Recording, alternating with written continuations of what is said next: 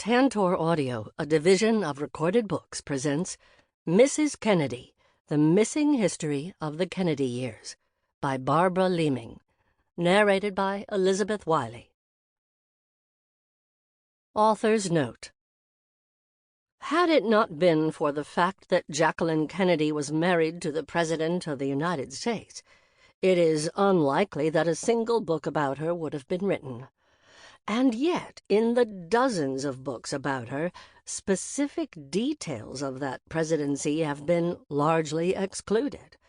Even more striking, and of greater consequence, is the fact that the histories of John F. Kennedy's presidency are comparably flawed, missing, as they do, the story of Jacqueline Kennedy and her crucial role. In an effort to fill the gap, I have tried to tell her story in those years with as much attention to the presidency as to the events of her private life. The role of Jacqueline Kennedy is probably less understood than any other part of the Kennedy presidency. Equally, her personal story cannot be grasped without seeing it in the context of the unfolding events of one of the 20th century's most dramatic presidencies. Her life was changed by historical events in ways she had never anticipated. She, in turn, influenced certain of those events in ways that, until now, have remained largely unexamined. The chronicle of any presidency is incomplete without a consideration of the president's private life. That is even more true in the case of John F. Kennedy, because his private life repeatedly put his presidency at risk. Oddly, Kennedy's detractors, those seeking to portray his so-called dark side, have largely excluded Jackie from their versions of events every bit as much as his apologists have. I would argue that one can come to terms neither with Kennedy's darker aspects nor with his fundamental decency, nor, ultimately, with what was perhaps his most stunning unfinished achievement, his own personal struggle against unimaginable odds for a moral compass, without being intimately familiar with the unusual nature of his life with her. What follows is Jacqueline Kennedy's story in the White House years, told fully for the first time in the larger and inseparable context of the presidency. It is also, in important ways, the story of the Kennedy presidency, with a tremendous missing piece filled in.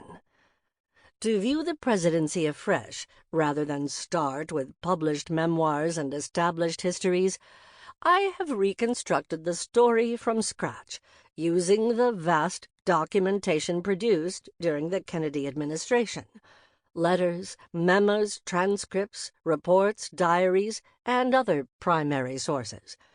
Using Secret Service reports of presidential movements, appointment books, gate logs, and other records, I have tracked the President and First Lady, as well as their intimates and associates, on a day-by-day, often minute-by-minute basis.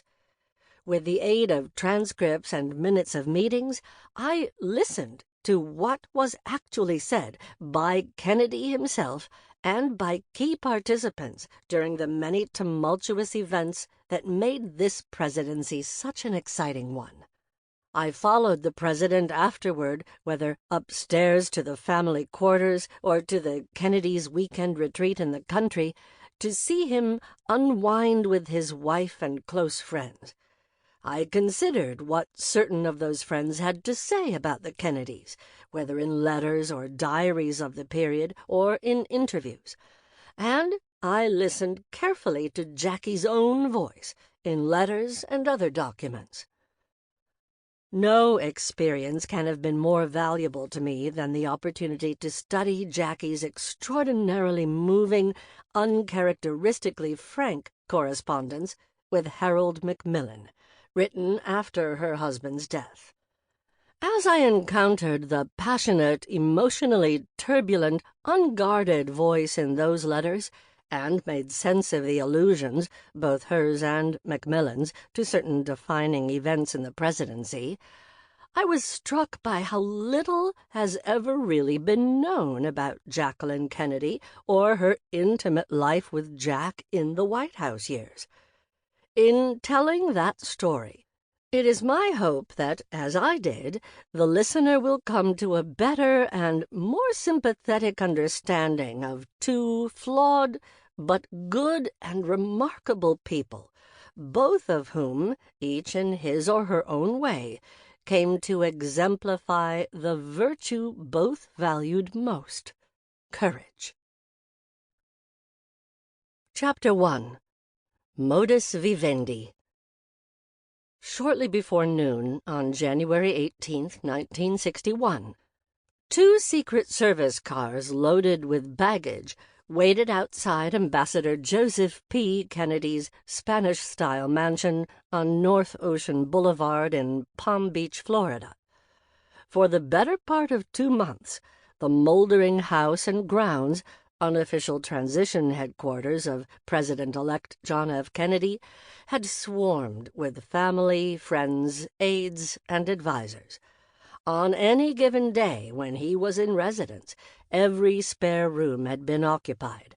Some house guests had had to double up in maids' rooms, others camped out in odd quarters. For weeks, a formidable press contingent, as well as crowds of the merely curious, had watched visitors pour in and out of the massive, weather-ravaged, iron-grilled gate at the foot of the driveway. On this particular Wednesday, 2 days before the inauguration, the oceanfront house had a lonely, abandoned air. The house guests, crowds, and commotion had vanished, and the only people in sight were a trio of Secret Service agents. Joe and Rose Kennedy and their brood, which included the 43-year-old president-elect, had left for Washington, D.C., where pre-inaugural festivities had been in full swing for days. This was an event the Kennedy family had been awaiting for much of their lives. Only one family member remained in Florida, and the time was fast approaching when Jacqueline Kennedy, who had put off her departure as long as possible, simply had to leave. The following night, Inauguration Eve, she was expected to attend the inaugural gala, staged by Frank Sinatra and Jack's brother-in-law, Peter Lawford, the actor, to help pay off the Democratic National Committee's campaign deficit. Finally, 31-year-old Jacqueline Kennedy appeared at the door. Her brown hair arranged in a bouffant style, she wore outsized dark glasses and kid gloves to complete a traveling costume of a narrow tweed jacket, slim skirt, and low-heeled alligator pumps. To many Americans who had seen pictures of her during the campaign, a glimpse of the hair, sunglasses, and gloves would have been enough to identify her as Jackie. To people who knew little else about her, that was who she was. In fact, like so much in her life, the aim of her signature style was concealment. A chemical straightener disguised the naturally kinky hair she hated. The teased bouffant masked a low hairline. Kid gloves covered large, strong, mannish hands that an early boyfriend had likened to those of a peasant. The cut of her suit jacket artfully concealed the breadth of her shoulders and her muscular back and arms. The skirt disguised hips she thought much too broad. The shoes were specially cut to make large feet look smaller and more feminine. Sunglasses hid brown eyes set so far apart that her optician had had to special order a suitably wide bridge. Dark lenses had the additional advantage of guarding emotions that since childhood she had taken tremendous pain to hide. A Secret Service agent opened the rear door of a large Mercury sedan for Jackie to slip into the back seat. With her Secret Service detail, Jackie tended to be quiet and reserved. Despite her youth, a ramrod-straight posture gave her an air of dignity and unapproachability. Once she was in the car, the agent went around to get behind the wheel, while the other men took their places in a follow-up car. There were no friends or family members to see her off or accompany her to Washington. Jackie avoided the intimacy of close friendships and coolly made a point of keeping people at a distance. By her own design, she was, as she had so often been, alone. In a sign of things to come, as she left at the last possible minute to start a new life in the White House, silent Secret Service agents provided her sole companionship. These men, in their regulation dark suits and white shirts, were strangers, and their presence in Jackie's life was a difficult and unsettling accommodation. It was the agent's job to protect her, but as far as she was concerned, they were a reminder that she had lost the privacy with which she had long sought to protect herself. The prospect of their perpetual presence, she said, appalled her. However considerate and carefully trained the agents were to minimize any sense of intrusion, there remained the fact that for the next 4 years and more, every time she stepped outside, she could expect to see them. It was a situation each new president and his family faced, but for someone like Jackie, fanatically obsessed with her privacy, the idea that she was under constant observation was particularly difficult. As her car rolled down the driveway, she was aware that the agent in the driver's seat, as well as those in the follow-up car, knew some of the most intimate secrets of her deeply troubled marriage, had seen the harsh private reality behind the enchanting family pictures in the press. Jackie's husband of 7 years cheated on her compulsively, a fact that was painful and humiliating to her. Now that he was president, she would have to live that nightmare in full view of a group of strangers. Taught to observe and interpret the smallest details, these men would see not just what Jack did, but also whether Jackie was happy or sad, nervous or depressed. They would witness, in short, all the signs of emotion she had spent a lifetime learning to conceal. They would be privy to the body language between her and her husband in places and circumstances where no other outsider was permitted.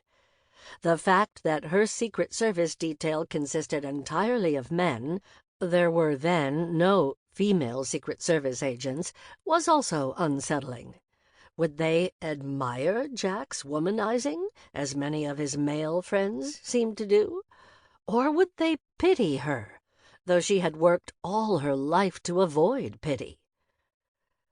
As the Mercury passed through the gate and headed toward Palm Beach International Airport, one of the agents in the follow-up car automatically glanced at his watch and jotted down the time. The moment was a significant one. At exactly 6 minutes past 12, Jacqueline Kennedy entered history, the written record of power.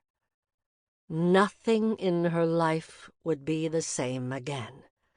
Each time she emerged from her home, whenever she took her children to the park or went for a late-night walk with her husband and the dogs, a member of their Secret Service detail would note down the pertinent information.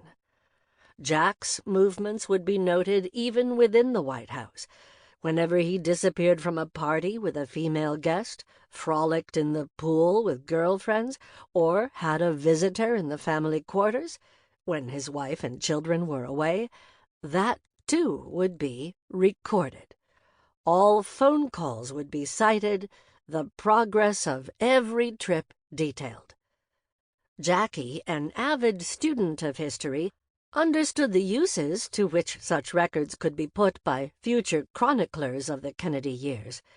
It was one thing to enjoy reading stories of dynastic intrigue, the love affairs of kings, and the conflicts of royal wives and mistresses, but quite another to realize that she and Jack would one day be the subject of similar accounts. Jackie also understood that Secret Service agents and the chief White House usher, who maintained a book listing every person who went up to the family quarters, were far from the only record keepers. She herself did not plan to keep a diary, but in Washington a small army of highly sophisticated letter writers, diarists, and memoirists waited to report on every facet of her husband's presidency. Surely the story of her marriage, sightings of Jack's mistresses, and other scandalous details would be part of that voluminous record. There were moments already when she felt as if she had become a sort of sideshow, and her every instinct was to revolt against any incursions on her life by the press and public. Days after Jack's nomination the previous summer, Jackie had spoken to Adlai Stevenson, head of the Democratic Party's liberal wing and himself a former presidential candidate, of her distress about her lost privacy. Confronted by a group of tourists as she strolled with Stevenson at the Kennedy family compound in Hyannisport, Massachusetts, Jackie said, "I can't bear all these people peering over the fence. I may abdicate." "Steady, kid," Stevenson replied. "You ain't seen nothing yet." At times, the onslaught of curiosity became unbearable, as when newspapers reported where Jackie, then pregnant with John Jr., bought her maternity clothes. She reacted with such hysterical indignation that at least one of Jack's close friends and political supporters, the powerful newspaper columnist Joseph Alsop, stepped in to try to calm her down. Alarmed that she might alienate voters, Alsop risked offending her by pointing out that she had permitted herself to become violently upset about something essentially meaningless. Jackie knew he was correct, but that did not change the way she felt. What Alsop and other friends and advisers of the president failed to understand was that more than mere distress over the fact that people now knew she shopped at Bloomingdale's had prompted her overreaction. A tormented childhood, in which there had been much to be embarrassed about, had taught Jackie that her emotional survival depended on her ability to keep the world at a distance. By the time she was ready to start school, the marriage of her parents, Jack and Janet Bouvier, had become a battle. Fueled by alcohol, her mother and stockbroker father fought ceaselessly over his infidelities and financial failings. When, as they frequently did, the shouting matches of charge and countercharge took place in front of others, Jackie felt humiliated. Not only did she witness these ugly exchanges, she was a pawn in them. Neither parent hesitated to use Jackie, the older of their two young daughters, to wound the other.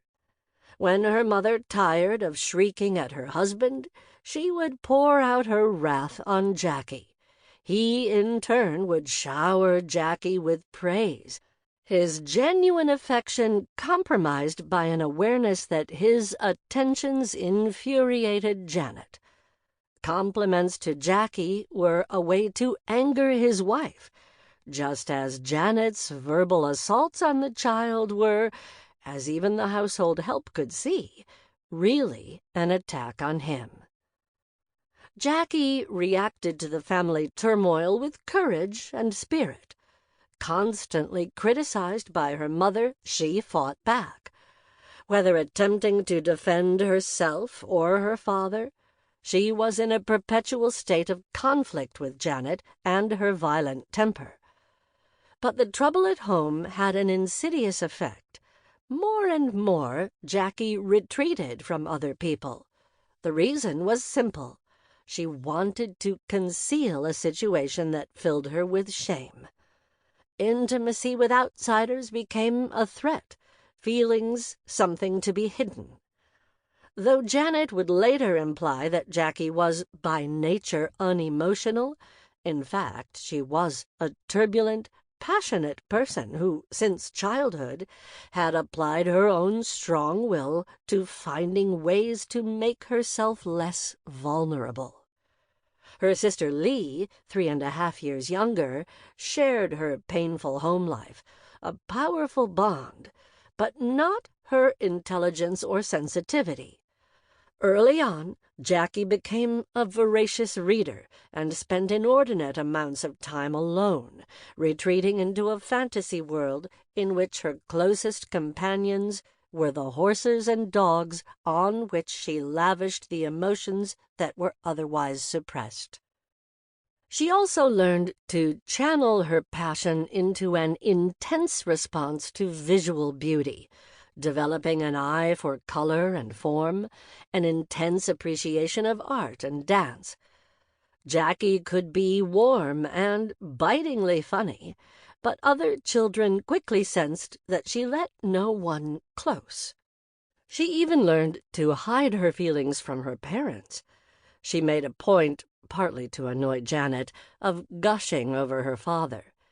Yet the fact that her mother and increasingly others saw Jack as a drunken failure and pathetic fool was not lost on such an alert child. Perhaps inevitably, in her eyes, it made his love and praise worth less. Jackie was 7 when, in 1936, Jack and Janet separated for the first time. The divorce 3 years later, after several further separations, deepened the child's sense of humiliation. When details of the court case and her father's philandering were reported in the press. To make matters worse, Jackie's picture appeared in print, along with lurid accounts of her home life that included testimony about her own fights with Janet. Jackie had tried desperately hard to conceal all this, and the knowledge that her classmates and teachers had access to some of her most embarrassing secrets sent her further into retreat. The situation only got worse with Janet's remarriage in 1942, a month before Jackie turned 13, to the wealthy investment banker Hugh D. Auchincloss, known as Hughie. Seeing that she lived at the Auchincloss estates in McLean, Virginia, and Newport, Rhode Island, most people assumed Jackie was an heiress. In reality, with the exception of room and board provided by her stepfather, she depended on the modest finances of blundering Jack Bouvier. The need to maintain the illusion that she really did belong in her mother's new family gave the teenage girl one more thing to hide. The birth of a half-brother and half-sister to add to Hughie's own brood from previous marriages triggered a new conflict. Jackie was not a real Auchincloss in terms of wealth, and she had little interest in being thought of as Hughie's daughter for any other reason. Homely, unintelligent, and utterly lacking in flair or curiosity, Hughie, the very opposite of dangerous, dissipated Jack Bouvier, held no allure for Jackie. Seeking her identity in her father's French roots, and hoping to differentiate herself from the people around her, she cultivated a passion for all things French, particularly the lives of the French kings and aristocracy. In truth, her father's family background was far from grand. Nonetheless, what began as a form of mourning for an absent parent, as well as an escape from the ordinariness of Hughie and his narrow, self-satisfied world, became a serious, lifelong interest in French history, particularly that of the late 17th and 18th centuries. Janet seemed to have attained everything she wanted with her marriage to Hughie, but her hatred of Jack Bouvier remained undiminished. In his absence, she directed that ill feeling squarely at Jackie, while Lee, fine-featured, petite, and conventionally pretty, looked like their mother. Jackie had inherited her father's exotic looks. She had Jack's broad, square face, heavy features, wide-set eyes, large frame, and dark Mediterranean coloring. As though wrestling with a ghost, Janet relentlessly found fault with Jackie's appearance. She pointed with disgust to Jackie's big masculine hands and feet, her broad shoulders and wide hips. Her favorite target was her daughter's kinky hair, which was highlighted by a low hairline also inherited from Jack. No matter what Jackie did with her hair, Janet's criticism of its texture and unruliness persisted. With reference to both her hair and her clothes, Janet accused her of sloppiness and compared her unfavorably to Lee. The conclusion was always the same. Jackie's looks were not feminine. If she failed to find some way of concealing her flaws, no man would ever find her desirable. Indeed, Janet may actually have believed that to be the case. At the same time, it was clear that all Janet could see in Jackie was Jack Bouvier. It was as if, having been sexually rejected by Jack, Janet was sending him a message that she had never really wanted him anyway, that he was as undesirable as the daughter who so strikingly resembled him. Jack didn't get the message, but unfortunately Jackie did. Her mother found her physically revolting. Step by step, Janet slowly destroyed Jackie's self-image. In time, Jackie came to hate her mother, but more than that, she began to hate herself, especially her physical self. Janet was equally disapproving of her older daughter's mind. Never known for intelligence herself, Janet lived by the credo, shared by many women of her class and period, that men disliked women who had their own intellectual interests and opinions. Frequently she repeated that the worst thing a woman could do was permit a man to see she had serious interests. The skills a man valued in a woman were the ability to make him feel important and fascinating, and the ability to put together an attractive, well-managed house. Disparaging the very things that made Jackie special, Janet criticized her love of books and learning, notably the fascination with French history and culture that, for Janet, served as yet another reminder of Jack Bouvier. Janet taught her daughter that in addition to disguising what she really looked like, Jackie must also conceal how bright she was. Otherwise, there was no chance that she would ever land a husband, certainly not one of the wealthy young men, junior versions of Hughie, whom her mother viewed as attractive suitors. Jackie may have resembled Jack Bouvier, but she was also endowed with her mother's strong will, which, ironically, permitted her to stand up to Janet, as well as to retain an important skepticism about certain of her values. Still, the incessant attacks left their mark. Much as she fought Janet, Jackie internalized many of her mother's harshest judgments. She was often defiantly sloppy, yet she dressed more and more to disguise her size and strength. She was forever anxiously redoing her hair. She found the boys her mother praised predictable and boring. Yet, though she didn't particularly want them, she needed to know that they wanted her. In view of what Janet insisted was her utter lack of physical allure, She cultivated seductive mannerisms, such as a whispery baby voice and the habit of looking into a man's eyes so intensely that he felt as if there were no one else in the room. She trained herself to be... Sample complete. Ready to continue?